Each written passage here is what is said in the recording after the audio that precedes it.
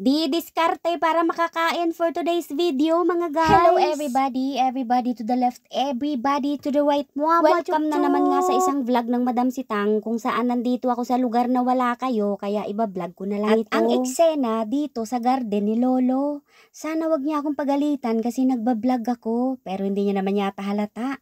Mukhang hindi nga ito marunong gumamit ng cellphone kasi hindi siya makabago. Habang naglalakad-lakad nga ako dahil naboring ako sa kwarto ko, nadaanan ko si Lolo dito sa garden niya. Bigla na namang pumasok yung kalokohan sa ulo ko. Alam nyo ba yung lolo na to, yung unang lipat ko dito, napakasuplado. Konting alikabok lang mapunta sa garden nito, magtatawag na ng pulis, isusumbong na yung amo ko. Pero ngayon magugulat kayo, best friend ko na siya.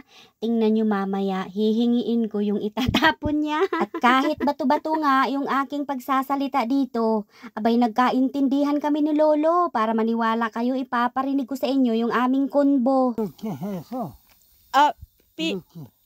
이렇게 필리핀 사람은 이거 먹어 이 파리. 이거를 한국은 이거요. 한국은 이거고. 네. 이거 갖다가 먹어. 네. 이거는 같이요. 그래.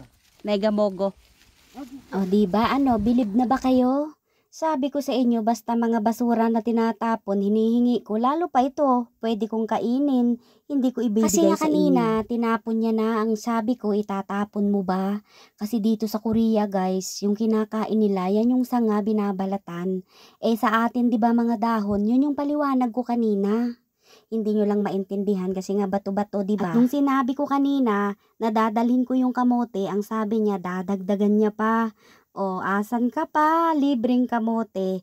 Nag-e-exercise lang naman ako kanina. Alam niyo ba kung bakit ko nakuha yung loob niya? At naging close kaming dalawa? Dahil tinawag ko siyang sadyang name kahit hindi naman siya yung amo sa kumpanya. Siguro natuwa ba?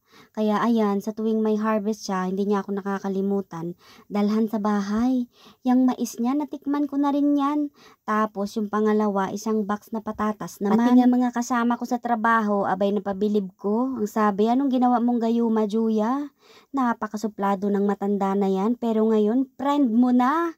Hay nako, hindi kasi nila alam hanggat na sa akin ang bato ni Darna, walang makakatalo, lahat maaakit ko. Maniwala ka? Ngiting tagumpay kanina, umalis ako na cellphone lang yung dala. Pag uwi, meron ng gulay, diba? Hindi pa nga ako nakakarating sa bahay, abay may bago na naman akong naisip.